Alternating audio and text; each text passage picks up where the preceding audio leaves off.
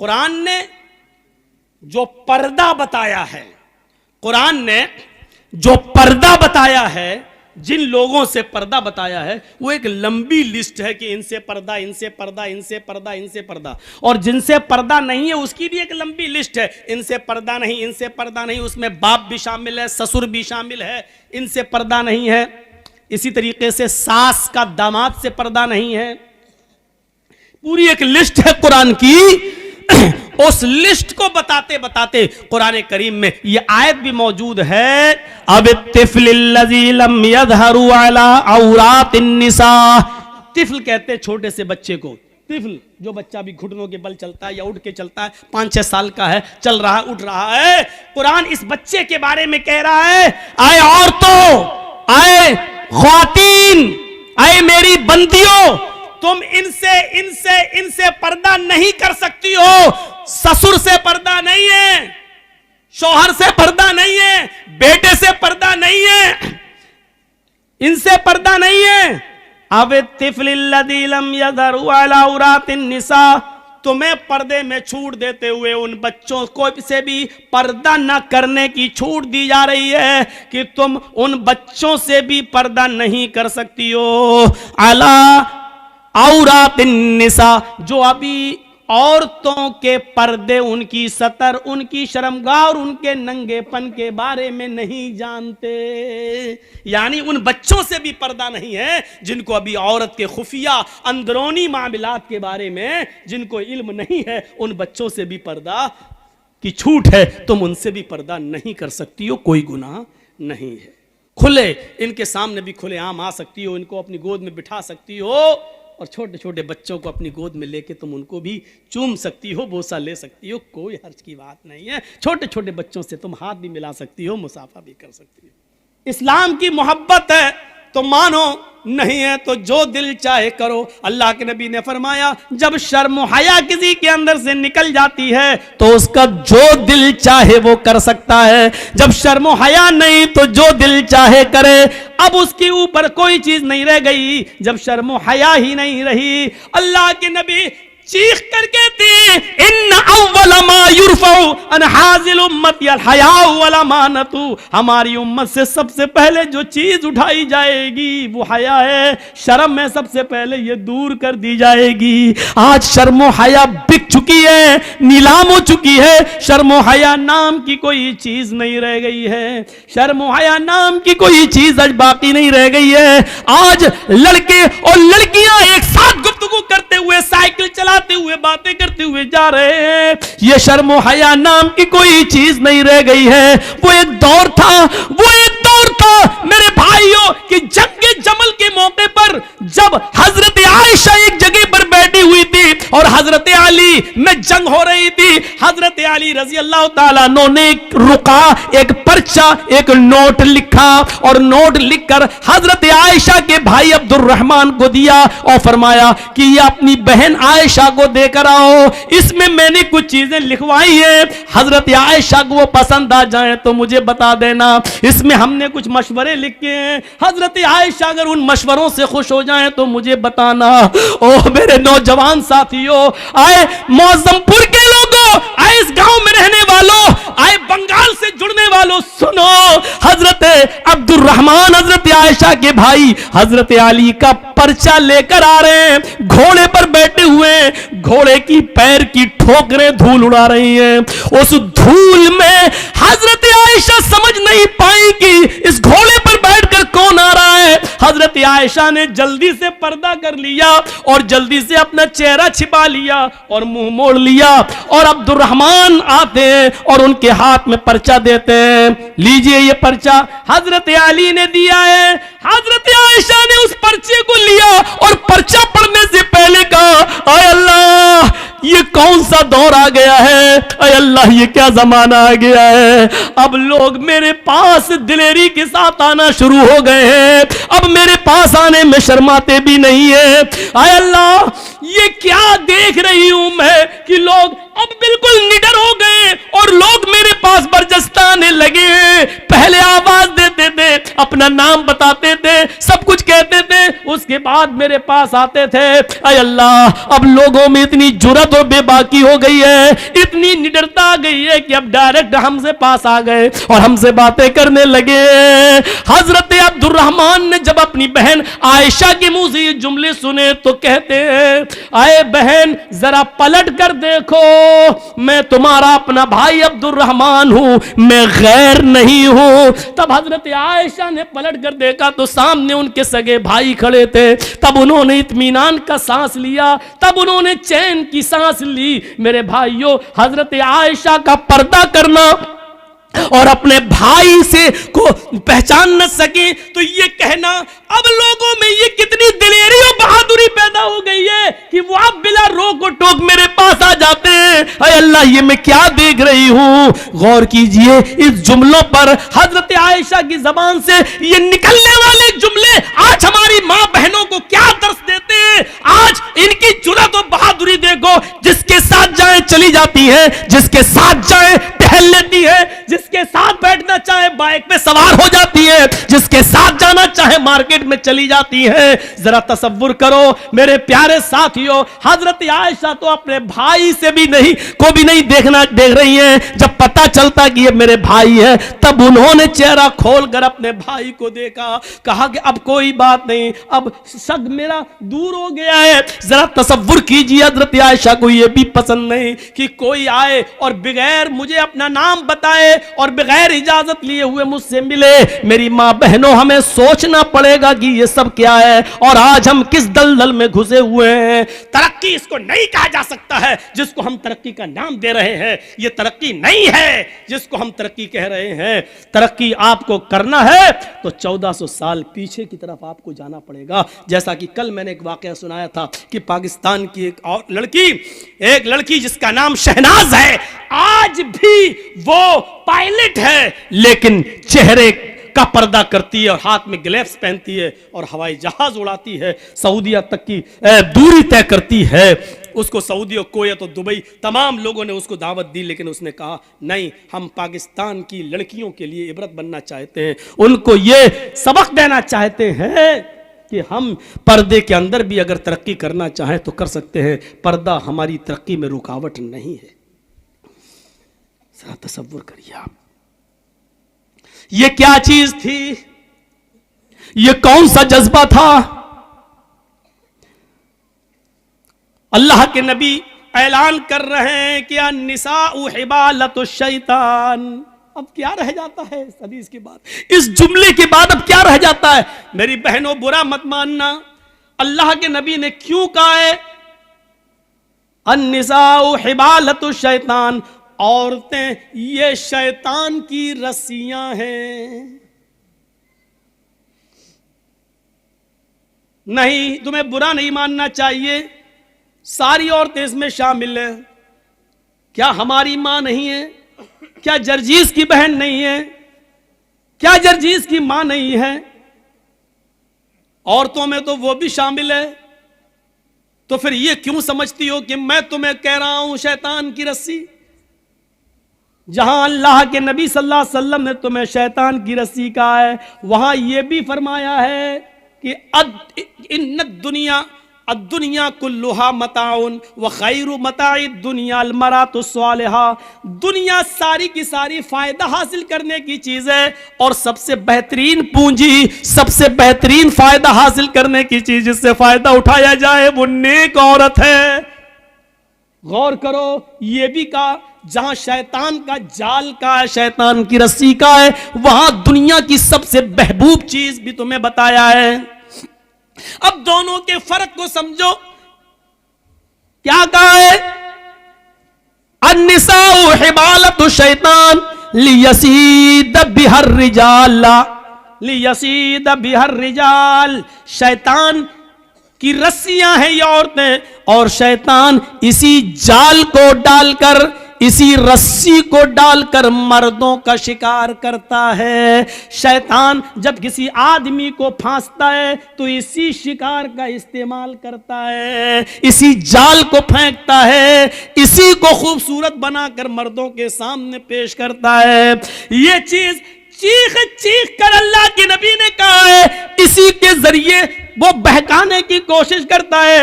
اور نہیں مانتے ہو تو سنو، بیت المقدس فتح ہو چکا ہے.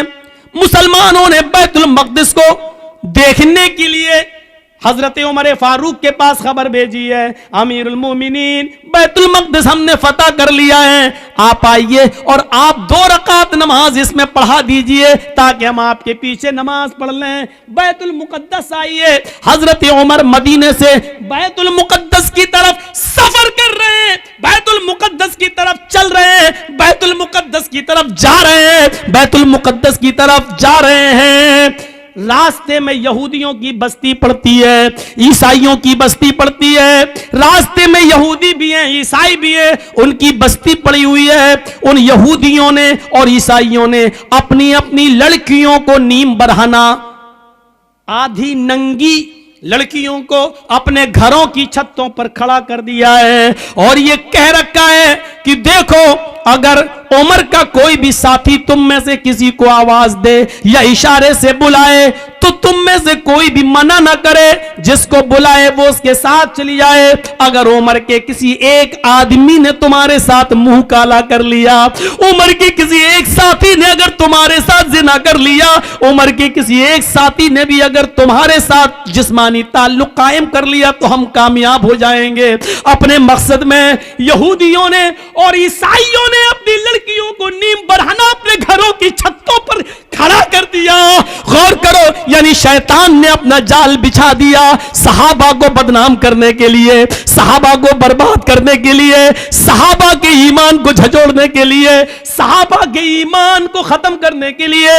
ادھر حضرت عمر فاروق کو جب یہ پتا چلا کہ ان یہودی اور عیسائیوں نے ایسا کر لیا تو انہوں نے حکم دیا کہ لوگوں میں پیچھے پیچھے چلوں گا، آگے آگے نہیں. سنو، یہودیوں کی لڑکیاں گندے اشعار پڑھیں گی، اپنی طرف تمہیں بلائیں گی، اپنی طرف تمہیں مائل کریں گی، میک اپ کیے ہوئے ہوں گی اور نیم برہنہ ہوں گی.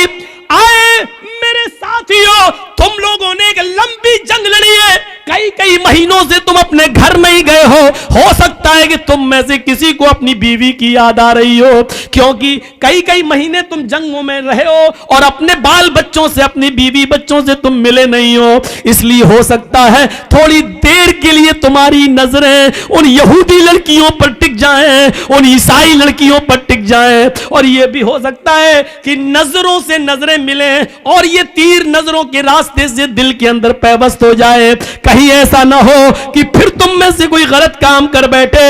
میں ننگی تلوار لے کر باہر پیچھے پیچھے چلوں گا، اگر تم میں سے کسی ایک کی نظر یہودی کی لڑکی پر اور عیسائیوں کی لڑکی پر پڑے گی تو میری تلوار اس کی گردن کی اوپر چلے گی.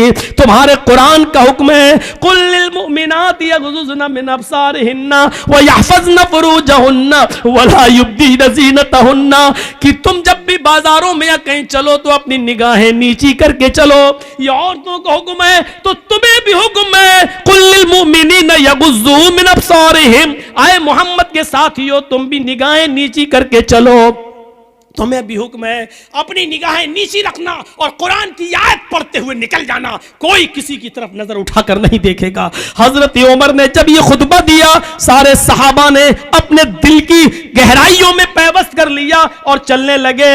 جب چلتے چلتے یہودیوں کی بستی آئی، یہودیوں کی لڑکیاں اور عیسائیوں کی لڑکیاں اس منظر کو دیکھ رہی ہیں، اور جب یہ اس گاؤں سے گزرنے لگے، ان کی چھتوں کے پاس سے گزرنے لگے تو ان کے میک اپ لائٹ مارنے لگے، ان کی خوبصورتی چمکنے لگی، ان کے حسن و جمال انگڑائیاں لینے لگے میرے بھائیوں. اور ساتھ میں سریلی اور میٹھی آواز میں بجنے والے گانوں نے میرے بھائیوں کانوں کے اندر ایک عجیب کھنکھناہٹ پیدا کر دی. لیکن جب وہ گانا گا رہی تھی تو محمد کے ساتھی، عمر فاروق کے یہ ساتھی چیخ چیخ کر قرآن کی آیت پڑھنے لگے، قل للمؤمنین یغضوا من ابصارهم ويحفظوا فروجهم، قل للمؤمنین یغضوا من ابصارهم ويحفظوا فروجهم. تھوڑی دیر لگی ہے کہ آپ کا یہ قافلہ اور صحابہ کا یہ قافلہ تھوڑی دور نکل جاتا ہے. قرآن کی ان آیتوں کے آگے، ان گانوں کی کہ ان گانوں کی آوازیں مدھم پڑ جاتی ہیں, سلو ہو جاتی ہے. صحابہ کرام یہ قرآن کی آیتیں پڑھتے ہوئے آگے نکل جاتے ہیں. ان لڑکیوں کی طرف کبھی جھانک کر بھی نہیں دیکھا ہے.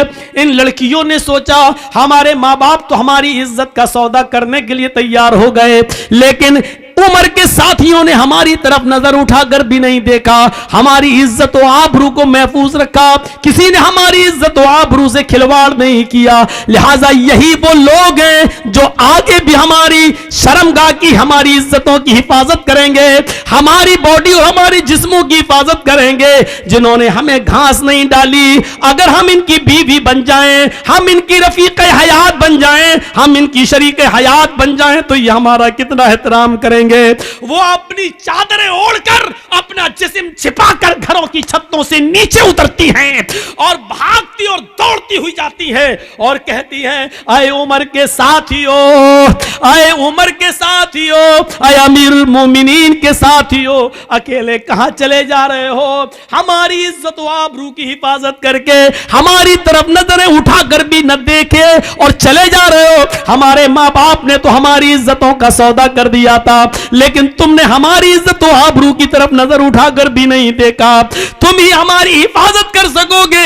تمہاری پاس جو کتاب ہے وہ کتاب ہمیں ایک نئی زندگی دے سکتی ہے, وہ کتاب ہی ہماری زندگی میں انقلاب پیدا کر سکتی ہے, وہ کتاب ہی ہماری زندگی میں ایک نیا رول ادا کر سکتی ہے. اے محمد کے ساتھیو, مجھے بھی اپنے ساتھ لیتے چلو, ایسے نہیں لے جا سکتے ہو تو میں کلمہ پڑھنے کے لیے تیار ہوں. اشہد ان لا الہ الا اللہ واشہد ان محمدن عبدہ ورسولہ. انہوں نے کلمہ پڑھا, پھر حضرت عمر فاروق نے ان کو درس دیا. آئے میری بہنوں, تم نے کلمہ پڑھ کر اسلام قبول کر لیا ہے, اب تم اپنی بستی میں رکی رہو. ہم بیت المقدس سے جب لوٹ کر واپس آئیں گے اور بیت المقدس سے جب ہم واپس مدینے کی طرف جائیں گے تو ہم تمہاری شادیاں کروائیں گے, ہم تمہیں کسی کی بیوی بنوائیں گے اور پھر تمہیں بھی اپنے ساتھ لے کر چلیں گے. ہاں ہاں, اسلام ہی تمہاری حفاظت کرے گا, اسلام ہی کے اندر تمہیں سکون ملے گا, اسلام ہی تمہیں عزت کی زندگی دے گا. میرے پیارے ساتھیوں, غور کیجیے آپ, یہ قرآن کی آیت کی وجہ سے اور یہودیوں نے دیکھو کہ یہ جال بچھا دیا تھا مسلمان صحابہ کو برباد کرنے کے لیے, لیکن قرآن کی آیتیں پڑھ کے یہ نکل گئے. اسی کو اللہ کے نبی نے کہا عورتیں شیطان کا جال ہیں, وہ اسی جال کو پھینک کر مردوں کا شکار کرتا ہے. بہت کم لوگ ہیں جو اس جال سے بچ پاتے ہیں. اپنے آپ کو بچانا ہے تو اس جال کو سے بچنا ہے. اس کا یہ مطلب نہیں کہ تمہیں بہت برا کہہ دیا گیا ہے, نہیں, تم تو وہ ہو. یقین مانیے, اب عورت کا دوسرا پہلو بھی دیکھیے. ایک طرف شیطان کا جال ہے, لیکن جب عورت اسلام کے دائرے میں آتی اور ایمان اس کے اندر پیدا ہوتا ہے تو یہ عورت پھر وہ چیز ہے جو فرعون جیسے ظالم بادشاہ کے سامنے نڈر ہو جاتی ہے اور سامنے کھڑی ہو جاتی ہے. جب فرعون کی بچی کو کنگھی کرتے ہوئے آسیہ کے ہاتھ سے کنگھی گر جاتی ہے اور وہ زمین سے کنگھی اٹھاتے ہوئے اس کے منہ سے نکلتا ہے بسم اللہ, بسم اللہ, تو فرعون کی بچی کہتی ہے تم نے یہ کس کا نام لیا؟ کہا میں نے اللہ کا نام لیا, اپنے رب کا نام لیا. فرعون کی بچی کہتی ہے یعنی میرے باپ کا. آسیہ کہتی ہے نہیں, اس اللہ کا جو میرا بھی اللہ اور تیرے باپ کا بھی اللہ ہے. پھر اس نے اپنے باپ سے اپنی آسیہ کی شکایت کی. فرعون نے طلب کر دیا. جب طلب کر لیا تو فرعون کے سامنے کھڑی ہو کر للکارتی اور کہتی ہے کہ ہاں میرا اللہ تیرا اللہ وہی ہے جس نے ہمیں بھی پیدا کیا اور تجھے بھی پیدا کیا ہے. یہ عورت پھر لرزتی نہیں, کانپتی نہیں, ستایا گیا, مارا گیا, لیکن پھر نہیں تبدیل ہوتی ہے. پھر آگ جلائی جاتی ہے, اس کے سامنے ایک آدمی کو لا کر پکڑ کر ڈالا جاتا ہے, وہ فوراً چرمرا جاتا ہے. اے آسیہ, بدلتی ہے کہ نہیں بدلتی ہے؟ بول, چینج ہوتی ہے یا نہیں ہوتی ہے؟ جواب دیتی ہے کہ نہیں. چھوٹا سا بچہ اس سے چھین لیا جاتا ہے، تھوڑی دیر کے لیے سسک جاتی ہے کہ اب میری بچی آگ کے حوالے کر دی جائے گی، تھوڑی دیر کے لیے کانپ جاتی ہے، لیکن اللہ نے اس بچی کو قوت گویائی دی، ماں ڈرو نہیں، ہمیں جلایا جائے گا لیکن یہ تکلیف تھوڑی دیر کے لیے ہے، جنت کی نعمتیں ہمارا انتظار کر رہی ہے، ماں کود جانا، چھلانگ لگا دینا۔ جب چھوٹی سی بچی یہ بولی تو ماں میں اور ہمت پیدا ہو گئی، ماں کو بھی جلا دیا گیا، بچی کو بھی جلا دیا گیا۔ اگر شیطان کا جال کہا ہے تو وہ اپنے مکر و فریب کی وجہ سے، لیکن عورت وہ ہے جب اس کے اندر ایمان جاگتا ہے تو فرعون کے سامنے بھی وہ للکارتی ہے، اس کے سامنے نبرد آزما رہتی ہے اور فرعون کو اللہ ماننے سے انکار کر دیتی ہے۔ عورت میں جب ایمان پیدا ہوتا ہے تو وہ اسما بنتی ہے، اور وہ اسما بنتی ہے ابو بکر کی سالی عائشہ کی بہن، ابو بکر کی بیٹی عائشہ کی بہن اور محمد رسول اللہ کی سالی۔ غور کرو، جب اس کے بیٹے عبداللہ کو حجاج ابن یوسف نے تیر مار کے زخمی کر دیا اور اس کی گردن کاٹ دی اور کعبے کی دیوار پہ لٹکا دیا، بلایا اسما کو، بلاؤ۔ 100 سال کی ہو چکی تھی اس وقت اسما، کمر جھک چکی تھی، لاٹھی لے کر چلتی تھی۔ اے حجاج تو نے کیوں بلایا؟ اے حجاج تو نے مجھے کیوں بلایا؟ کہ تیرا بیٹا قتل کر دیا گیا۔ مسکرا کے کہتی ہے اللہ کے شیر کبھی قتل نہیں ہوتے ہیں، یقین نہیں آتا ہے؟ کہا نہیں۔ کہا اپنے بیٹے کی کٹی ہوئی گردن دیکھے گی؟ کہتی ہے دکھا کہاں ہے؟ کعبے کی دیوار کی طرف اشارہ کیا کہ دیکھ۔ وہ بڑھیا کی کمر جھکی ہوئی تھی، صحیح سے گردن نہیں اٹھا پا رہی تھی، لاٹھی اس نے چھوڑ دی اور سیدھے کھڑی ہوئی، اللہ نے اس کی کمر کو سیدھے کر دیا، کھڑی ہو جاتی ہے۔ 100 سال کی بوڑھی ہے، ایک بھی دانت نہیں گرائے، آنکھوں کی روشنی کم نہیں ہوئی ہے، اپنے بیٹے کی کٹی ہوئی گردن کعبے کی دیوار پہ دیکھتی ہے، پہلے ہنستی ہے پھر روتی ہے۔ حجاج نے پوچھا آئے اسما، میں نے تجھے روکا تھا کہ اپنے بیٹے کو میرے خلاف بغاوت پر مت اتار، لیکن تو نہیں مانی، تو نے اپنے بیٹے کو زرہ پہننے تک سے منع کر دیا کہ بیٹے لوہے کی زرہ پہننے کی کیا ضرورت ہے، تیر سینے پہ لگتا ہے تو لگنے دے، تو نے میرے خلاف اس کو اکسایا، دیکھ اپنے بیٹے کی گردن لٹکی ہوئی اور آج کیوں رو رہی ہے؟ یہ ہنسنے اور رونے کا سبب مجھے پتہ نہیں چلا، کیوں پہلے ہنستی ہے اور بعد میں روتی ہے؟ کہتی ہے حجاج یہ تو نہیں سمجھے گا۔ حجاج نے کہا وہی تو سمجھنا چاہتا ہوں، آیا اسما جا رہی ہے تو جا، اپنے بیٹے کے یہ بیٹے کی گردن اس کی باڈی تیرے گھر پہنچا دی جائے گی، جنازہ ونازہ پڑھ کر اس کو دفنا دیا جائے، لیکن ہنسنے اور رونے کی وجہ بتا۔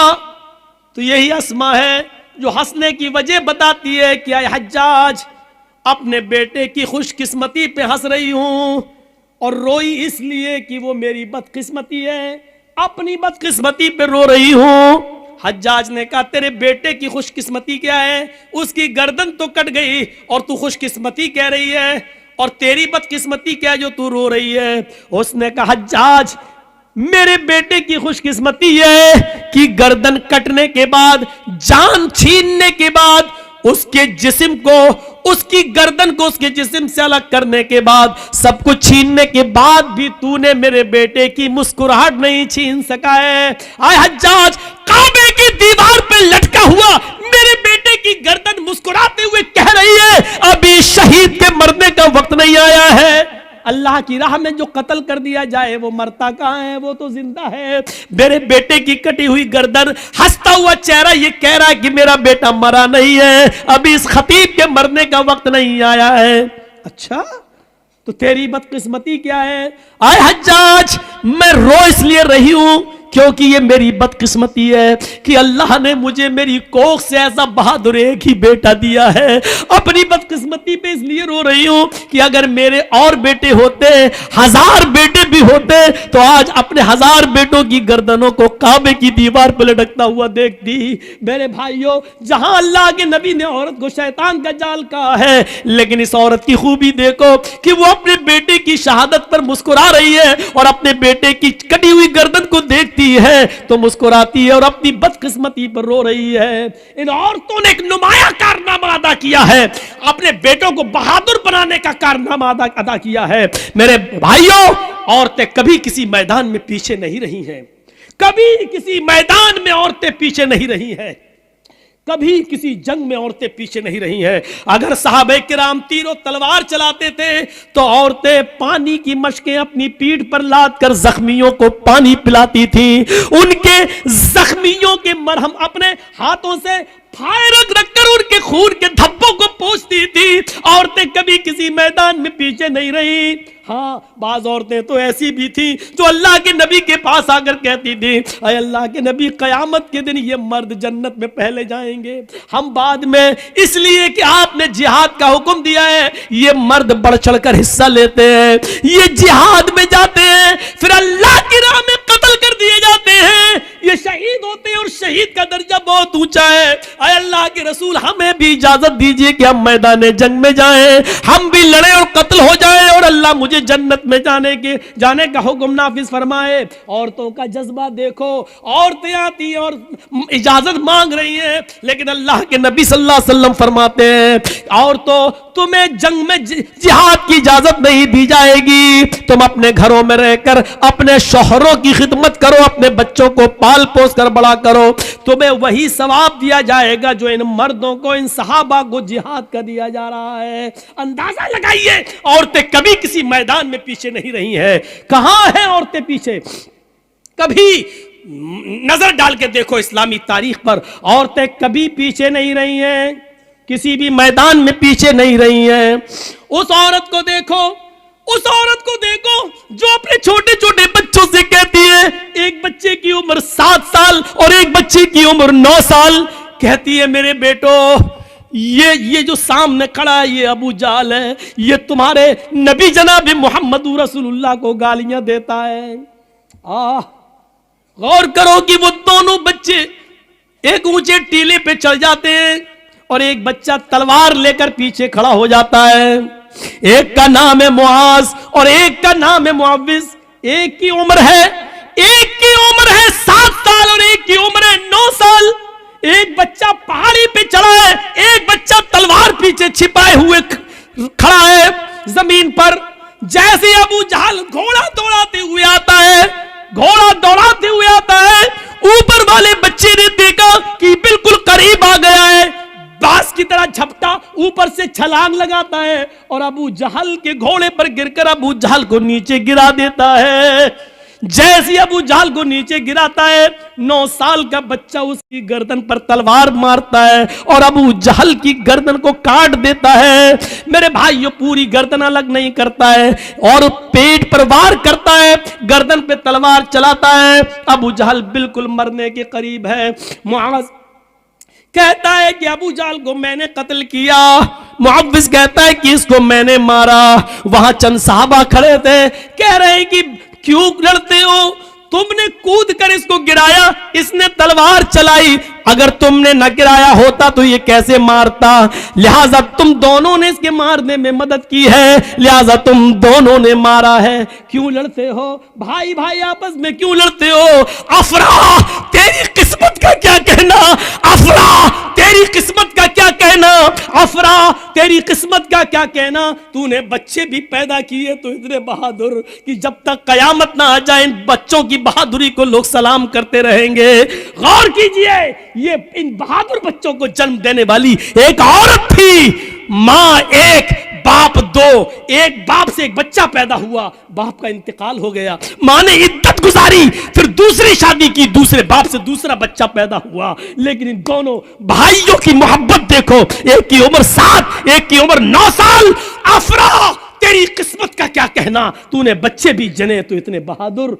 ابو جہل قریش کے سردار کا قتل کیا تو عمر نے نہیں کیا، حمزہ نے نہیں کیا، علی نے نہیں کیا، ان بہادروں کے ہاتھوں نہیں مارا گیا، مارا بھی گیا ابو جہل تو ان چھوٹے چھوٹے معصوم بچوں کے ہاتھوں۔ اس لیے مرتے وقت وہ کہہ رہا تھا میری بدقسمتی کتنی ہے، میری بدقسمتی دیکھو، میں قریش کا جتنا بہادر سردار ہوں مارا بھی جا رہا ہوں تو ان چھوٹے چھوٹے معصوم بچوں کے ہاتھوں۔ محمد نے ان بچوں کو اتنا بہادر بنا دیا تو جوانوں کا حال کیا ہوگا؟ میرے بھائیوں، ان بہادر بچوں کو جنم دینے والی بھی ایک عورت تھی۔ عورت کے کارناموں کو کبھی بھلایا نہیں جا سکتا ہے۔ یہ وہی خنسا تھی، یہ وہی خنسا تھی جو حالت کفر میں اپنے بھائی جب ان کو قتل کر دیا گیا تو روتی تھی، اپنے بھائی صخر کی یاد میں روتی تھی، اور جب بھی سورج نکلتا تھا اور بستر پہ سونے جاتی تھی تو روتی تھی، کہتی تھی یذکرنی طلوع الشمس صخرا اذکرہ لکل غروب شمس۔ اے سورج تو کیوں نکلتا ہے، مت نکلا کر۔ اے سورج تو پورب سے کیوں نکلتا ہے، ایسٹ سے کیوں چمکتا ہے، مت نکلا کر۔ جب تو نکلتا ہے تو مجھے میرے بھائی صخر کی یاد آ جاتی ہے۔ اے رات تو کیوں آتی ہے، اے سورج تو کیوں چھپ جاتا ہے، اے رات تو کیوں آتی ہے، جب بھی تو آتی ہے تو مجھے میرے بھائی صخر کی یاد آتی ہے۔ غور کرو، جو عورت خنسا اپنے دونوں بھائیوں کی یاد میں روتی ہو، اور اتنا روتی ہو کہ ہر صبح یہ کہتی ہو اے سورج تو کیوں نکلتا ہے، میرے بھائی کی یاد دلا دیتا ہے، اور رات میں سوتی ہے بستر پہ تو کہتی ہے رات تو کیوں آتی ہے، مجھے میرے بھائی صخر کی یاد آتی ہے۔ جو کافر تھی ابھی اپنے بھائیوں کی موت نہیں بھول پائی، لیکن جب سن 8 ہجری میں مسلمان ہوتی ہے، اسلام لاتی ہے، اور اس کے 8 سال کے بعد 16 ہجری میں جب جنگ ہوتی ہے قادسیہ، تو اس میں اپنے چاروں بیٹوں کو بھیجتی ہے، کہتی ہے کہ عمر کے اسلام کا جھنڈا نیچے نہیں آنے پائے۔ آئے میرے بیٹوں، جس طریقے سے تمہاری ماں ایک ہے اسی طریقے سے تمہارا باپ بھی ایک ہے۔ اللہ کی قسم میں نے تمہارے باپ کی امانت میں خیانت نہیں کی ہے، یعنی میں نے کسی دوسرے مرد کا چہرہ نہیں دیکھا ہے۔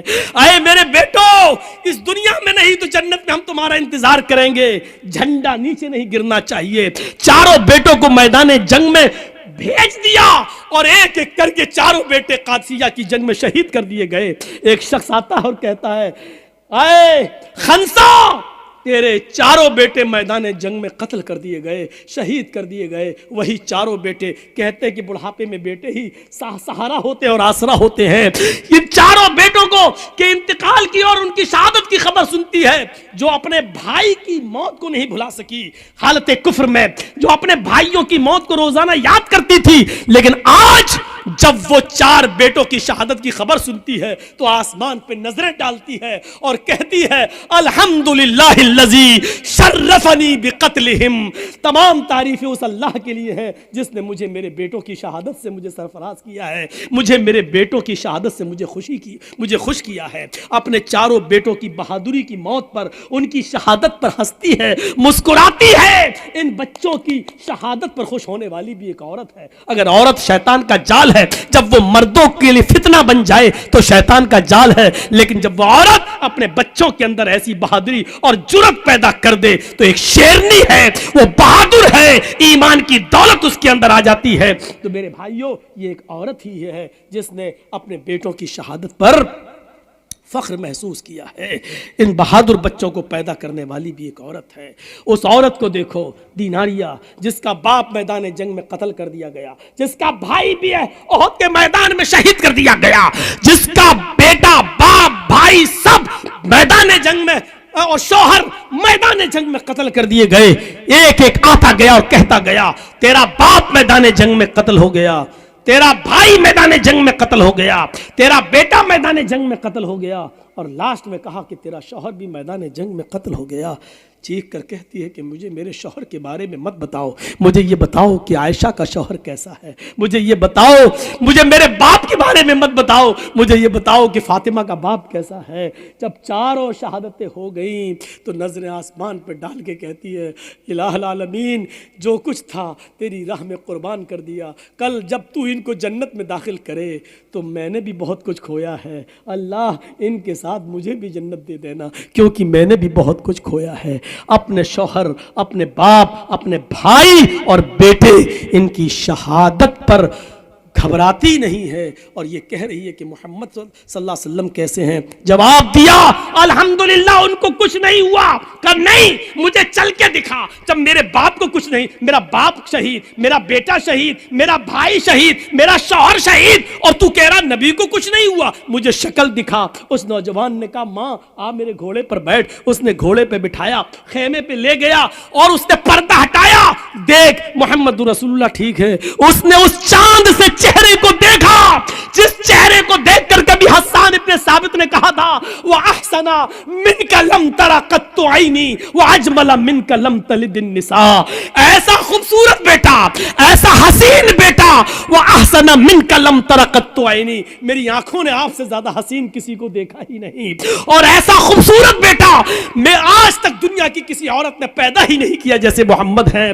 اس چہرے کو دیکھ کر کبھی حسان نے کہا تھا اس چہرے پہ نظر پڑتی ہے باپ کا غم بھول گئی, بیٹے کا غم بھول گئی, بھائی کا غم بھول گئی, پتی کا غم بھول گئی, اور چیخ کر کہتی ہے کل مصیبت بعدک جلل, کل مصیبت بعدک جلل, کل مصیبت بعدک جلل.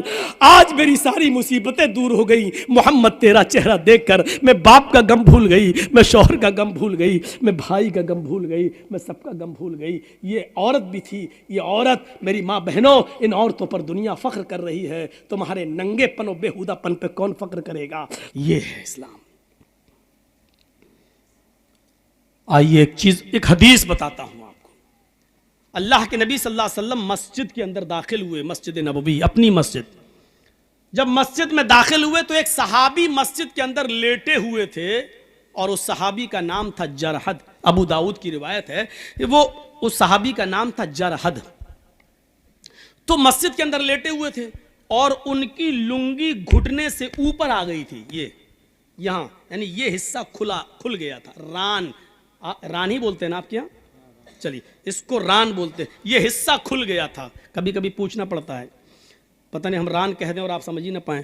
تو گھٹنے سے اوپر کا حصہ ہے یہ ران کھل گیا. سو رہا ہے, سوتا مرتا برابر سو رہا, اور ران کھل گئی. اللہ کے نبی جب داخل ہوئے تو آپ کی نظر اس ران پہ پڑ گئی, فوراً نگاہ نیچی کر لی. سوچئے ران, ہم کیا کیا پہن کے نہاتے ہیں, کیا پہن کے ہم کھیلتے ہیں, کیا پہن کے ہم ٹرینوں میں سفر کر رہے ہیں. آج بہت سے لوگوں کو دیکھو اتنا انڈر ویئر پہنا ٹرین میں بھی سفر کر رہے ہیں, پتہ نہیں کیا. آج اتنا پہن کے لوگ کرکٹ بھی کھیل رہے ہیں. ارے مرد تو مرد, اتنا کپڑا عورتیں بھی پہن کے کھیل رہی ہیں. اولمپک دیکھ لو, ٹینس دیکھ لو. اب نام نہیں لوں گا میں, ضروری نہیں سب کا نام لیا جائے, اور نام لینے کی ضرورت کیا ہے. اسلام تو علی اعلان ایک حکم نافذ کرتا ہے, وہ کسی کے اوپر بھی جا سکتا ہے. تو اس صحابی کی جب ران کھل گئی تو اللہ کے نبی صلی اللہ علیہ وسلم نے ان کو آواز دے کے اٹھایا, جرحد جرحد جرحد. حضرت جرحد اٹھے کیا, تو آپ نے جو جملہ کہا اما علمت ان الفخذ عورت, دیکھیے جملہ اور اس پہ لفظ کیا, عورت. ان الفخذ عورت, اے جرحد اما علمت, کیا تمہیں نہیں معلوم, اما علمت کیا تمہیں پتہ نہیں ہے, اما علمت کیا تمہیں یہ بات نہیں بتائی گئی, کیا تم اس بات سے واقف نہیں ہو, کیا اس بات سے تمہیں خبردار نہیں کیا گیا, کیا تمہیں نہیں معلوم ان الفخذ عورت, کی ران بھی برہنہ ہے, ران بھی ستر ہے, ران بھی ننگے پن میں شامل ہے, یعنی ران کو بھی چھپایا جائے گا. ان الفخذ عورت, یہ ران بھی چھپانے کی چیز ہے, ستر ہے. اب سوال یہ پیدا ہوتا ہے گھٹنے سے اوپر کا حصہ کھل جائے تو وضو ٹوٹتا ہے یا نہیں ٹوٹتا ہے, یہ ایک الگ مسئلہ ہے. ران کھل جانے سے یا گھٹنے کا اوپر کا حصہ کھل جانے سے وضو نہیں ٹوٹتا ہے, یہ بات یاد رکھیے گا. بہت سے لوگ ران کھل گئی, لنگی اوپر ہو گئے, وہ وضو کر. ابے تیرے باپ کے فتوے ہیں, کہاں سے لایا تو؟ وضو جن چیزوں سے ٹوٹتا ہے اس کی ایک لسٹ بتا دی اللہ کے نبی صلی اللہ علیہ وسلم نے, 7 چیزوں سے, ان کو دہرانے کی ضرورت نہیں, سب کو معلوم ہے. ان میں ران کا کھل جانا بھی شامل, ران کا کھل جانا شامل نہیں ہے. ران جو کھل جائے ہاں, لیکن کھلنا نہیں چاہیے, اس کا پردہ ہے. नाफ से लेकर घुटने तक, देखिए ये जो नाफ है, नाभि जिसको बोलते हैं आप लोग, नाफ से लेकर घुटने तक इतना हिस्सा मर्द मर्द से भी छिपाएगा और इतना हिस्सा औरत औरत से भी छिपाएगी। याद रखिएगा, नाफ से लेकर घुटने तक का हिस्सा ये मर्द को मर्द का भी नहीं देखना चाहिए और इतना ही हिस्सा औरत को औरत का भी नहीं देखना चाहिए। औरत का औरत से इतना पर्दा है और मर्द का मर्द से भी इतना पर्दा है।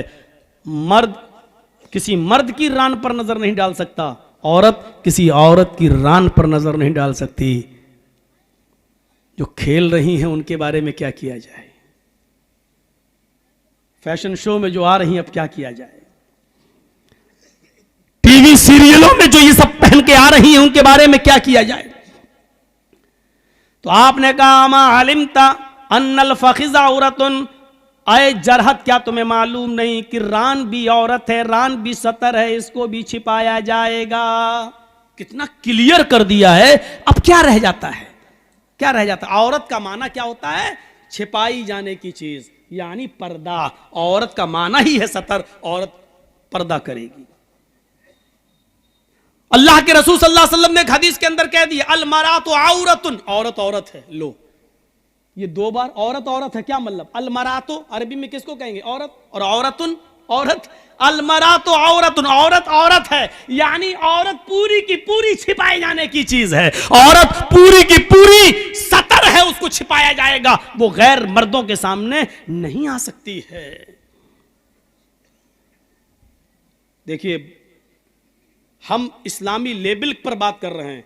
अब आप वो सब सवाल मत करिएगा कि मौलाना साहब चुनाव लड़ना कैसा है, फला कैसा है, वो सब आप अपने पास रखिएगा। वो अपने इंडियन हालात के तहत और मद्देनजर आप अपना फैसला कीजिएगा। यहाँ हमें आपने राजनीति सुनाने के लिए नहीं बुलाया है, यहाँ कुरान और हदीस सुनाने के लिए आपने बुलाया। इसलिए मैं कुरान और हदीस का, बहुत सी डिबेटें होंगी, नहीं दिखाओ इस्लाम में कहाँ है, टीवी में चल रहा है, डिबेट चल रही है। हमारे मोबाइल में कुछ ऐप ऐसे भी हमने डाउनलोड कर रखे हैं कि कभी कभी सफर में हम सुन लें कि जी न्यूज क्या कह रहा है, इंडिया टीवी क्या कह रही है, तो हम लोग सुनते रहते हैं। डिबेट में एक ने तो यहां तक कह दिया, कोई लड़की ने, किसी मौलाना डिबेट में आए थे, उनसे कहा कि आप कुरान की कोई एक ऐसी आयत दिखा दो, एक ऐसी आयत दिखा दो कि जिसमें औरत को हिजाब का हुक्म दिया गया हो, पर्दे का हुक्म दिया गया हो। इस तरीके की डिबेटें हो रही हैं मेरे भाइयों, इस तरीके की डिबेटें।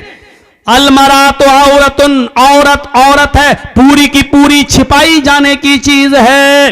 अन्निसाउ औरतुन, औरतें सतर हैं, यानी सारी औरतों को अपना जिस्म छिपाना होगा, सर से लेकर पैर तक अपने आप को गैर मर्दों के सामने छुपाना होगा। गैर मर्दों के सामने वो नहीं आ सकती हैं। कुरान करीम जनाब मुहम्मद रसूलुल्लाह सल्लल्लाहु अलैहि वसल्लम की बीवियों को भी हुक्म देता है। सुनिए, कुरान नबी की बीवियों को भी हुक्म देता है, या निसा नबी लस्तुन्ना का अहदिम मिनन निसाई नित्तक़ैतुन्ना फला तग़ज़ाना बिल क़ौल फयतमा अल्लज़ी फ़ी क़ल्बिही मरज़ वला तबर्रुजन तबर्रुजल जाहिलियतिल ऊला। कुरान नबी की बीवियों से कहता है, आए नबी की बीवियों, या निसान नबी, आए नबी की औरतों, आए नबी की बीवियों। उसमें खदीजा भी शामिल है, अगरचे वो इस दुनिया में नहीं है। आयशा भी हैं, सौदा भी हैं, ज़ैनब बिन्ते जहश भी हैं, उम्मे सलमा भी हैं, उम्मे हबीबा भी हैं। नबी अकरम की सारी बीवियां शामिल हैं। और कुरान नबी की बीवियों से, अल्लाह नबी की बीवियों को हुक्म दे रहा है, आए नबी की बीवियों, आए नबी की औरतों, आए नबी की वाइफ्स, आए नबी की बीवियों, तुम आम औरतों की तरह नहीं हो, तुम और दुनियावी औरतों की तरह नहीं हो। या निसा अन्नबी लस्तुन्ना का हदिम मिनन निसा, तुम दुनिया की और औरतों की मिसल नहीं हो, उनकी तरह नहीं हो। इन तक़ैतुन्ना, अगर तुम अल्लाह से डरती हो तो, अगर तुम अल्लाह वाली हो तो, अगर अल्लाह का खौफ तुम्हारे अंदर है तो तुम और औरतों की तरह नहीं हो। फला तग़ज़ाना बिल क़ौल, आए नबी की बीवियों, اگر تمہارے پاس کوئی آ جائے اور تم سے گفتگو کرنے لگے تو تم ماں ہو سب کی، اس لیے آئے نبی کی بیویوں، جب تم سے کوئی آدمی بات کرنا چاہے، گفتگو کرنا چاہے تو تم ان سے گفتگو کر سکتی ہو، بات چیت کر سکتی ہو، لیکن بات چیت کرتے ہوئے تمہارا لہجہ نرم نہیں ہونا چاہیے۔ فلا تخضعن بالقول، تمہاری بات چیت میں نرمی نہیں ہونی چاہیے، تمہاری بات میں مٹھاس نہیں ہونی چاہیے۔ جب تم کسی سے گفتگو کرو تو تمہاری آواز میں سریلا پن، میٹھا پن نہیں ہونا چاہیے، بلکہ معمولی سختی ہونی چاہیے، لہجے کے اندر تھوڑا کڑک پن ہونا چاہیے۔ اگر تم نرمی سے بات کرو گی، اگر تم سویٹ بن کر، سافٹ ہو کر تم کسی سے گفتگو کرو گی، فَيَطْمَعَ الَّذِي فِي قَلْبِهِ مَرَضٌ، تو جن مردوں کے دلوں میں بیماری ہے، عشق کا بھوت اور پیار کا بھوت بہت جلدی ان پر چڑھتا ہے، فَيَطْمَعَ الَّذِي فِي قَلْبِهِ مَرَضٌ، جن کے دلوں میں بیماری ہے وہ تمہارے سافٹ آواز سے، وہ تمہاری نرم و ملائم لہجے سے طرح طرح کے خیالات اپنے دل میں پال لے گا، طرح طرح کے وچار اپنے دماغ میں رکھ لے گا، اپنے مائنڈ میں لے آئے گا۔ اے نبی کی بیویوں، جب تم کسی سے بات کرو تو تمہاری آواز میں نرمی نہیں ہونی چاہیے۔ فَيَطْمَعَ الَّذِي فِي قَلْبِهِ مَرَضٌ، ورنہ بیمار دل والے تمہاری سافٹ سے، تمہارے نرم لہجے سے وہ اپنے دماغ میں، اپنے مائنڈ میں غلط خیالات پیدا کر لیں گے۔ یعنی شاید یہ سوچ لیں، ہوتا نا کسی نے جی ہاں ہنس کے مسکرا کے تھوڑی سی بات کر لیں تو اب بار بار فون ہوتا ہے، رانگ نمبر لگ گیا، ہم کو پڑھا رہے ہو، یہ رانگ نمبر جو بار بار لگ رہا ہے کیوں لگ رہا ہے؟ کیوں؟ یہ اسی سافٹ پن کا نتیجہ ہے۔ اگر پہلی بار لڑکی فون اٹھا کے کہتے کون، کیا بات ہے، یہ رانگ نمبر لگا کیسے ہے، کیوں آیا ہے، چلو ٹھیک ہے پہلی بار آ گیا، آئندہ نہیں آنا چاہیے، بس ہو گیا ختم، گالی بھی نہ دو، ہٹ ہٹ چل، یہ بھی مت، یہ کچھ کہنے کی ضرورت نہیں ہے، بس آواز میں تھوڑی سی سختی ہو، نرم لہجہ نہ ہو، دوبارہ آپ کے پاس فون نہیں آئے گا، ارے بڑی ٹائٹ ہے۔ فَيَطْمَعَ الَّذِي فِي قَلْبِهِ مَرَضٌ، آئے نبی کی بیویوں، اس طریقے کی بات نرم لہجہ نہیں ہونا چاہیے۔ وَقَرْنَ فِي بُيُوتِكُنَّ، اور اپنے گھروں کو مضبوطی کے ساتھ لازم پکڑ لو، اپنے گھروں سے بلا ضرورت تم باہر نہ نکلو۔ بہت سخت ضرورت ہو، بیمار ہو، ڈاکٹر کو دکھانے جانا ہے تو آپ جا سکتی ہو، اب ہر سنڈے کو ہی نہیں جاؤ، ہر سنڈے کو اپنے مائکے جانا ہے۔ آج کل سوشل میڈیا پہ بڑے بڑے وہ آ جاتے ہیں نا کبھی کبھی لطیفے، سنڈے کو شاپنگ، ہفتے کو ہم بازار جائیں گے، سنڈے کو اماں کے ہاں جائیں گے، منڈے کو فلاں جگہ جائیں گے، ہیں اپنے پتی سے کہتی جا رہی ہے، پتی نے سب سن لیا، پھر کہنے لگا جی جمعے کو میں مسجد جاؤں گا۔ بیوی بولی وہ کیوں؟ کہا بھیک مانگنے۔ جب 6 دن تمہارے ساتھ اتنی جگہ جاؤں گا تو پھر اب رہ کیا گیا، 7واں دن اب ہے تو اب مسجد چلا جاؤں گا، کٹورا لے کے بھیک مانگوں گا۔ 6 دن کا حساب تم نے جڑا دیا، 1 دن کا ہم نے جڑا دیا، اب رہ کیا گیا، جمعہ بچا تو ہم مسجد میں چلے جاتے ہیں۔ حقیقت ہے کہ اتنے دنوں میں تو ہوئی گئی۔ عجیب حالات ہیں۔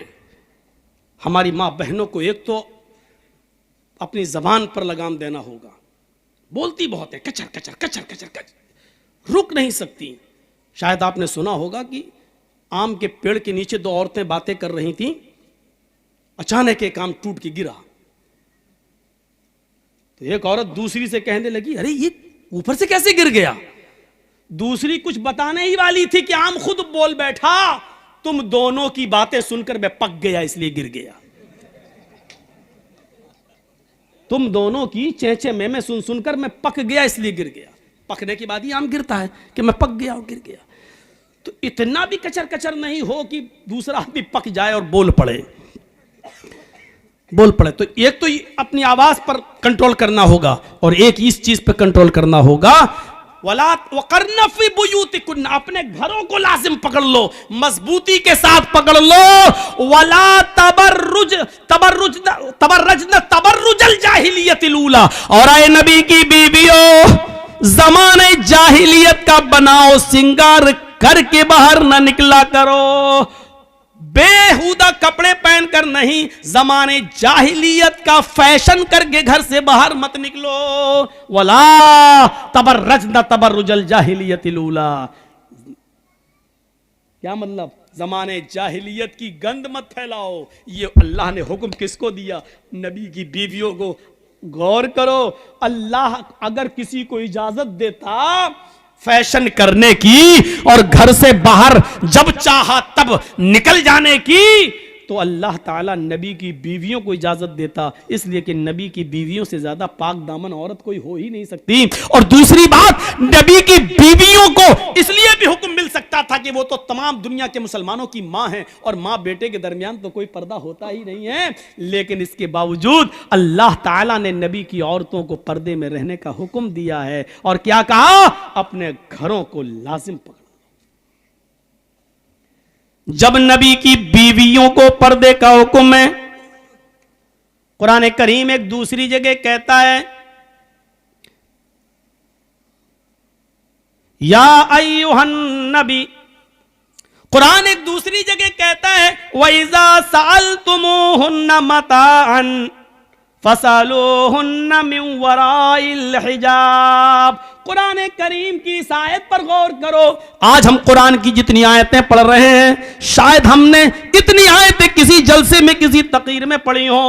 آپ کو آج آیتیں سنا رہے ہیں، سنتے جائیے، اس کے بعد ایک دو حدیثوں پر بھی آتا ہوں۔ اللہ قرآن کیا کہہ رہا ہے؟ وَإِذَا سَأَلْتُمُوهُنَّ مَتَاعًا، جب تم کوئی سامان مانگو، تمہیں کسی چیز کی ضرورت پڑ جائے اور تم کسی کے دروازے پر پہنچ جاؤ، تو آئے دروازے کے اندر گھروں میں رہنے والی عورتوں، قرآن کا آدیش دیکھو، قرآن کا حکم دیکھو۔ بیٹا تمہاری ڈیوٹی کیا لگ گئی؟ اتنا سا بچہ ویڈیو بنا رہا ہے، بتاؤ ہو گیا کام اس کا؟ تو جو گھروں میں بیٹھی ہوئی عورتیں، ان کو حکم ہے اگر تمہارے پاس کوئی آئے اور تم سے سوال کرے کسی چیز کا، تم سے مانگے کوئی چیز، دروازہ کھول کے پھٹ لو ہاں نہیں۔ مان لیجئے ہمیں آپ کے گھر ایک برتن ایک پلیٹ کی ضرورت پڑ گئی، ہم آپ کے ہاں گئے، کیا ایک برتن ایک پلیٹ دے دو ذرا، مہمان آئے ہوئے ہمارے گھر پہ۔ اچھا گھر کی بڑی بیٹی آئی ہے، چھوٹی بیٹی، دروازہ کھولا، لو لیجئے۔ آج کل یہ سسٹم ہے۔ قرآن کیا کہہ رہا ہے؟ وَإِذَا سَأَلْتُمُوهُنَّ مَتَاعًا، اگر تم کسی چیز کا سوال کرو، کوئی چیز تمہیں مانگنے کی ضرورت پڑ جائے کسی گھر، تو گھر میں رہنے والی عورتوں کو حکم دیا ہے اے عورتوں تم اپنے گھروں میں رہنا، اور جو مانگ رہے ان کو حکم دیا فَاسْأَلُوهُنَّ مِنْ وَرَاءِ الْحِجَابِ، تو ان گھروں میں رہنے والی عورتوں سے پردے کے پیچھے سے مانگنا۔ اندھی ڈیبیٹ میں بیٹھنے والی عورتیں کہتی ہیں لو صاحب حجاب کا حکم ہی نہیں ہے، حجاب کا لفظ موجود ہے قرآن میں، من وراء الحجاب، تو ان سے وہ سامان بھی پردے کے پیچھے سے مانگنا عورتوں کے لیے جائز نہیں ہے۔ 10 سال سے بڑی کسی لڑکی کے لیے جائز نہیں ہے کہ وہ دروازہ کھول کر کوئی سامان کسی غیر محرم کو اپنے ہاتھ سے نکال کر اس کے ہاتھ میں دے دے، اس کے سامنے آ کر دے دے۔ یہ نوٹنکیاں ہمارے اور آپ کے معاشرے میں چل سکتی ہیں، لیکن قرآن کی روح سے جائز نہیں ہے۔ مانگنے والوں کو حکم ہے کہ پردے کی اوڑ سے مانگو، اور جو دے رہی ہیں سامان ان کو بھی حکم ہے کہ پردے کی اوڑ سے سامان دے۔ جب ان کو کوئی پلیٹ، موبائل یا رومال یا کپڑا اگر ان کو دینا ہی پڑے تو اپنے ہاتھوں میں گلیوز چڑھا لیں، اپنے ہاتھوں میں گلیوز چڑھا لیں، یا کوئی کپڑا گلیوز نہ ہو تو باندھ لیں، اور وہ سامان اٹھا کر ہلکا سا دروازہ کھول کر اور وہ پردے کے پیچھے سے وہ سامان دیں، اس طریقے سے وہ سامان دیں کہ ان کے ہاتھ کی ہتھیلی اور چہرہ، حالانکہ بہت سے لوگ ہتھیلی اور چہرے کا پردہ نہیں مانتے ہیں، ان کے پاس اپنے دلائل ہیں۔ ڈاکٹر ذاکر نائک جیسی شخصیت بھی چہرے اور ہاتھ کی ہتھیلی کا پردہ وہ نہیں مانتے ہیں، وہ کہتے ہیں کہ اس کا اگر عورت پردہ نہ کرے تو کوئی حرج نہیں ہے۔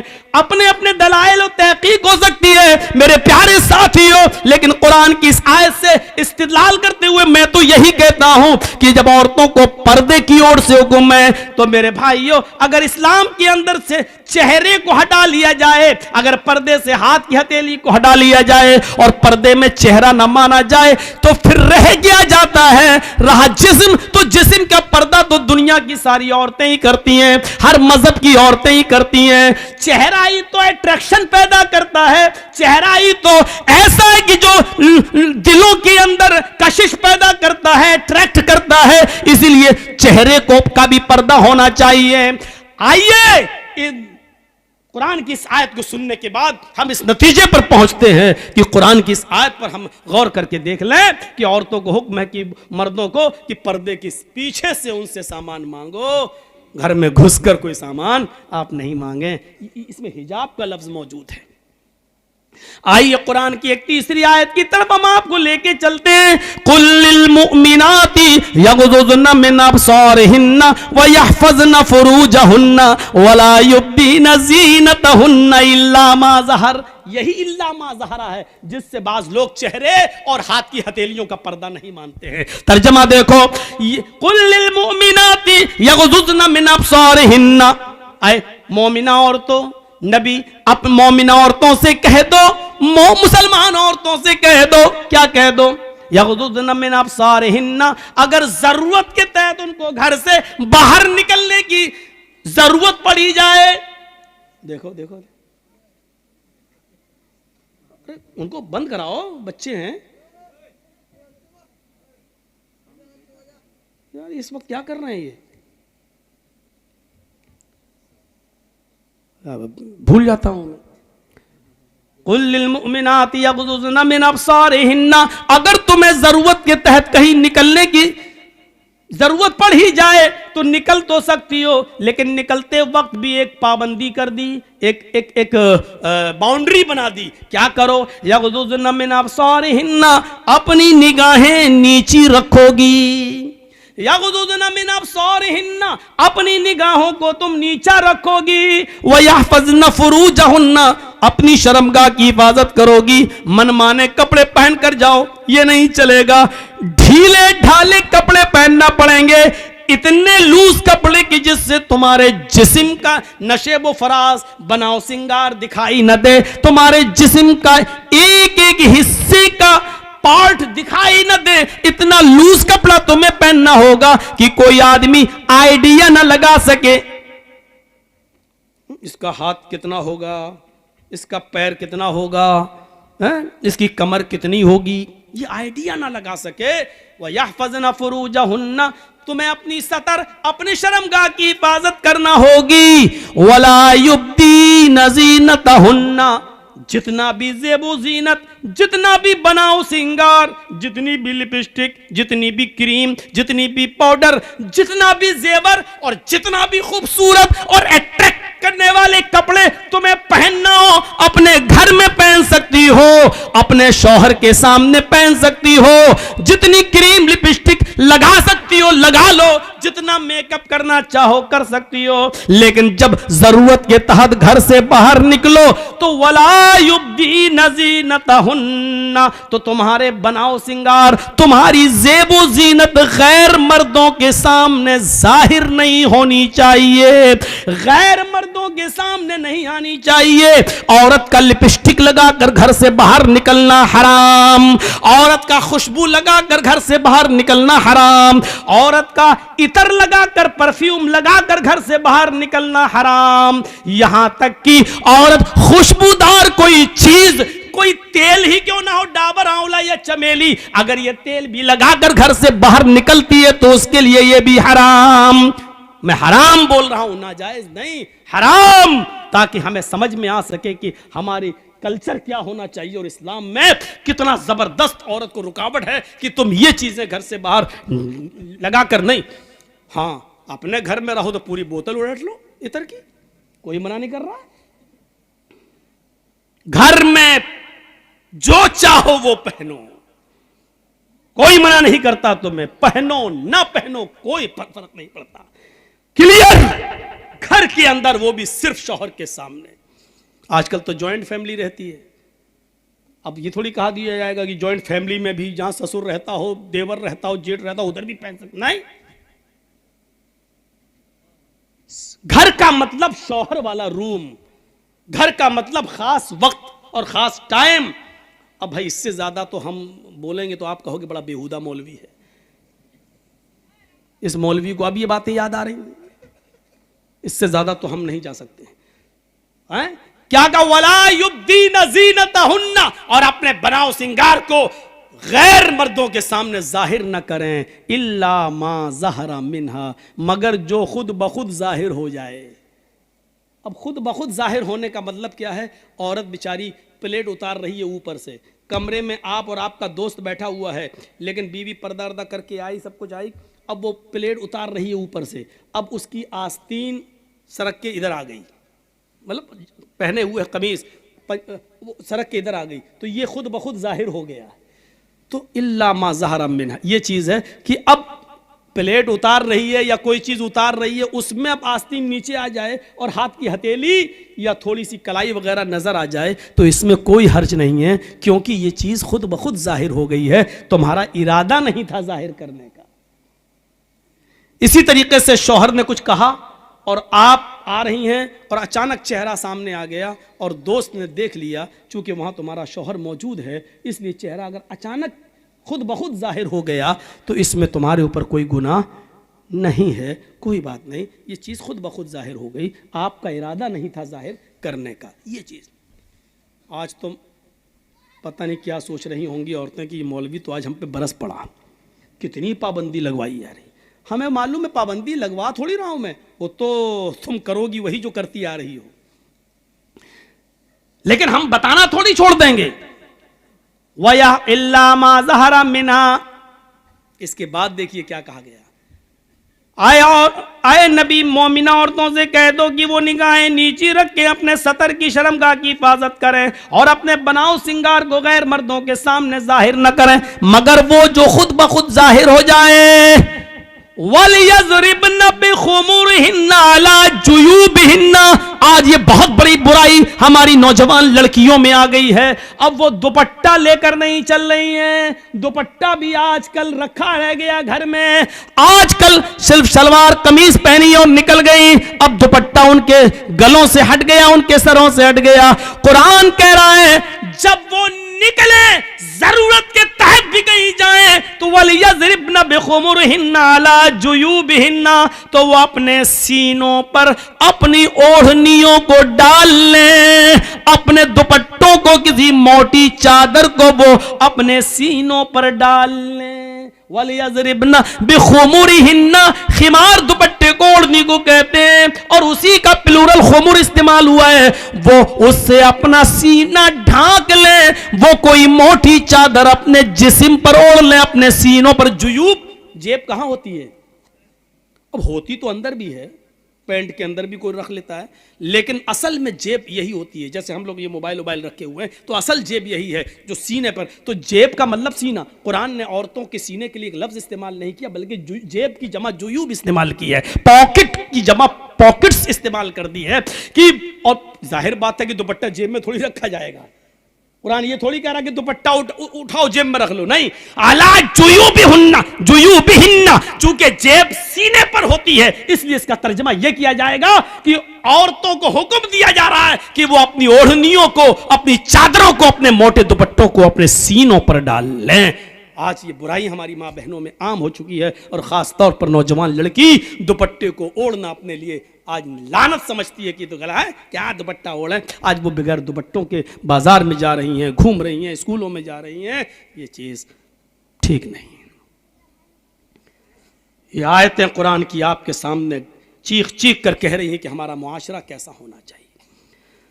اللہ کے نبی صلی اللہ علیہ وسلم نے فرمایا ان اول ما یرفع عن هذه الامتی الحیاء والامانۃ، قیامت کی جو نشانیاں، سنیے، قیامت کی جو نشانیاں پھیلیں گی، قیامت کی جو علامتیں ظاہر ہوں گی، ان میں سب سے پہلی جو نشانی ظاہر ہوگی وہ یہ ہوگی ان اول ما یرفع عن هذه الامہ، اس امت سے، ہمارے مسلمانوں سے उम्मत मुहम्मदिया से कयामत की निशानियों में सबसे पहले जो जाहिर होगी, हमारी उम्मत से सबसे पहले जो चीज उठाई जाएगी, इन्ना वलमा युरफउन हाजिल उम्मा अल हया वल अमानतु, वो हया होगी और अमानत होगी। शर्म हया सबसे पहले उठा ली जाएगी।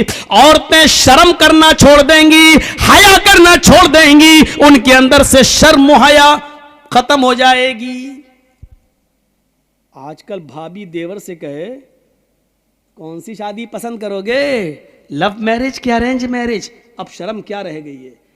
जिस देवर को भाभी के लिए मौत कहा गया हो और वही भाभी देवर के साथ मोटरसाइकिल पे बैठ के कलिया चक जाती हो, तो आप क्या कहोगे। जिस बहनोई के लिए साली के लिए बहनोई को मौत कहा गया हो, वो साली अपने बहनोई की मोटरसाइकिल पर बैठकर या गाड़ी पर बैठकर मालदा और फरक्का जाती हो या कलकत्ता जाती हो, और ताज्जुब ये कि बेशर्मी की हदें पार करते हुए उस साली का बाप यानी ससुर अपने दामाद को खुद ये कहता हो और बीवी अपनी बहन को अपने शौहर के साथ खुद भेज देती हो, तो फिर शर्म और हया रह कहां गई है। सुनना पड़ेगा, ये सख्त जुमले हैं, सुनना पड़ेगा, तुम्हें नहीं तुम्हारे बाप को भी सुनना पड़ेगा, क्योंकि ये हक, ये अथॉरिटी, ये पावर मुझे इस्लाम ने दिया है जो मुझसे कोई नहीं छीन सकता है। मेरे भाइयों, जिस तरीके से देवर की बाइक पर भाभी का बैठकर जाना हराम है, उसी तरीके से बहनोई के साथ साली का मोटरसाइकिल पर और गाड़ी पर बैठकर अकेला सफर करना भी हराम है। दोनों मुजरिम हैं और इस्लाम की नजर में दोनों गलत हैं और दोनों हराम है।